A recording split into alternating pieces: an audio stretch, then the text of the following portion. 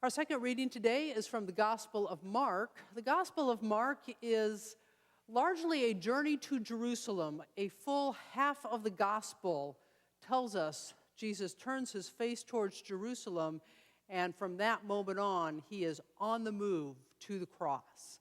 Today's story comes early in that part of the journey, but it picks up on some messages Jesus has been trying to get his disciples to understand for a while. So listen for the word of God for us today from Mark chapter 9, verses 30 through 37. They went on from there and passed through Galilee. He did not want anyone to know it, for he was teaching his disciples, saying to them, "The Son of Man is to be betrayed into human hands, and they will kill him, and 3 days after being killed, he will rise again." But they did not understand what he was saying and were afraid to ask. Then they came to Capernaum. And when he was in the house, he asked them, "What were you arguing about along the way?" But they were silent. For on the way they had argued with one another about who was the greatest.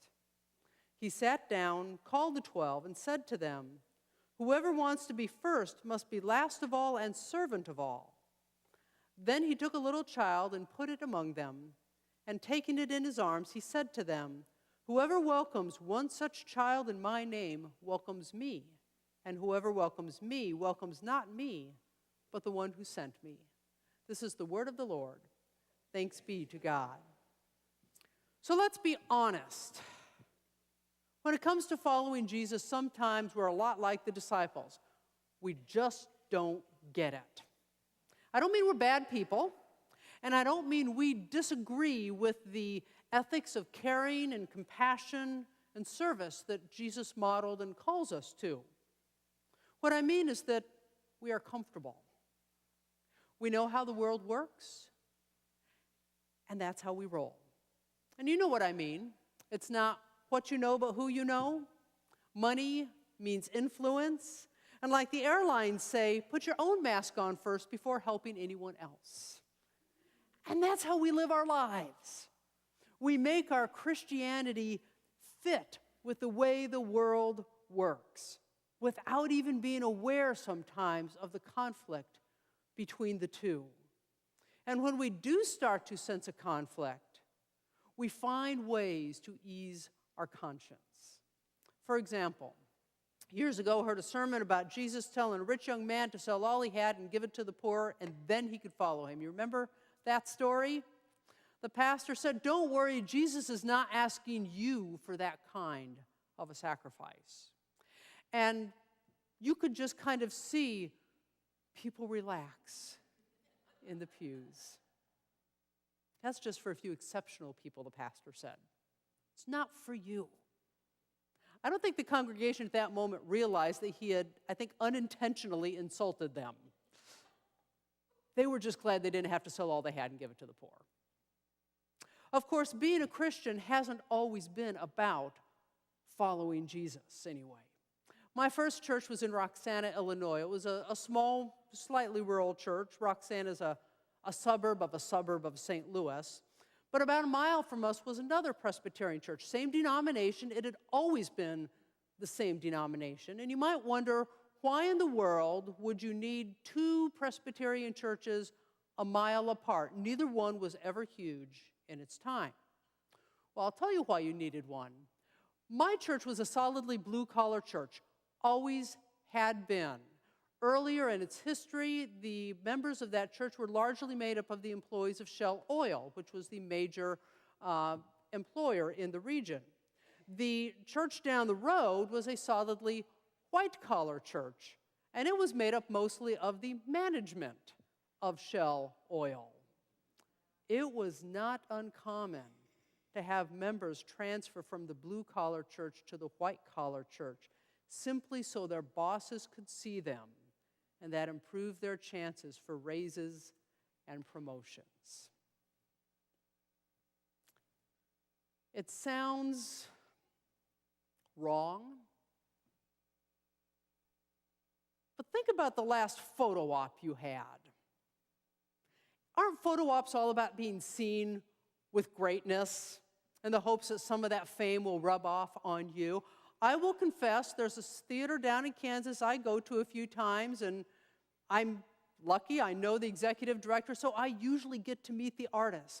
And yes, I take a picture of myself with the artist and I put it on Facebook so everybody could be jealous that I got to meet this person, even if it was an artist that I'd never heard of before. I trusted somebody had, and it would mean something to them.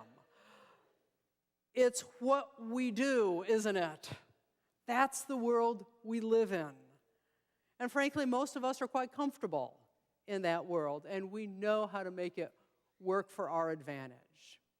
But I wonder sometimes if we have become so comfortable with the way of the world that we don't even see that the way of the world is over here, while Jesus is walking way over there, carrying a cross for us. So let's talk about this story in Mark. I actually feel for the disciples. They did not get what Jesus was trying to tell them. They simply couldn't grasp that Jesus was calling them to travel a different path or to play by a different set of rules than they were used to. Very first time Jesus told his disciples he was going to suffer and die, Peter, the rock that Jesus built his church on, berates Jesus for saying that. So Jesus teaches them that following him means the way of the cross. It means being willing to give up your life for others. Jesus says, "For what will it profit them to gain the whole world and forfeit their life?" There's this idea that what makes life worth living isn't what we can gain for ourselves. It's not fame, it's not fortune, it's what we can gain for others. But they didn't get it. Second time, Peter, James, and John had a mystical experience. They saw Jesus with Moses and Elijah and heard a voice coming from the clouds saying, "This is my son." And as they were wondering what that meant, Jesus told them again he would have to suffer and die. And they were confused because they'd just seen Jesus with two of the most important people in the Jewish faith. They heard a voice from heaven saying to Jesus, about Jesus, "This is my son." But they couldn't wrap their minds around the idea that Jesus, who obviously was more important than they realized until that moment, embraced a way that promised suffering instead of power and prestige. Now, this third time, Jesus teaches his disciples again, he will suffer and he will be killed. Following him was definitely not a road to glory the way we think about it. And what does he find his disciples do immediately after telling them that? Arguing about who's the greatest, who would be kind of the Secretary of State for Jesus' ministry after he was gone. Another way to think about it, Jesus was on his way to die while his disciples were arguing over who inherits the family business. I wonder sometimes if Jesus goes through all this and he just wants to find a wall to bang his head against because they just aren't grasping the kind of life that Jesus is calling them to. They were stuck on a path that embraced the way of the world and a way of thinking that was miles away from where Jesus was. If you want to be first, if you want to be the greatest, if you want to know what following Jesus looks like, you must recognize you are called to move through this world differently than others. And so Jesus took a child. Now, we hear this story and we think child, beautiful, innocent, naive. In the Roman world, children were invisible. They were not seen. They had no value as little children in the Roman world.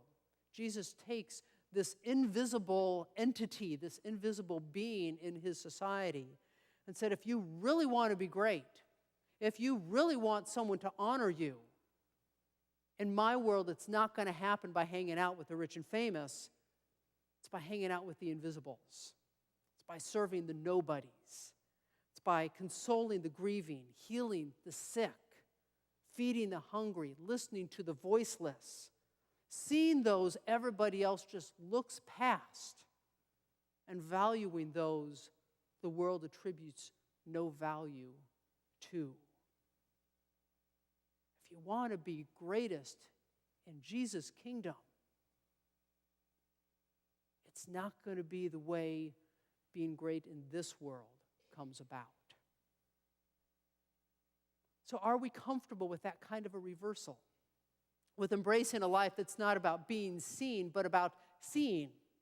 A life that's not about elevating yourself, but about elevating others. A life that's not about being served, but by serving. I think most of us would say, yes, we are comfortable with that reversal. We've grown up in the church. We've been hearing this all our lives. We embrace it.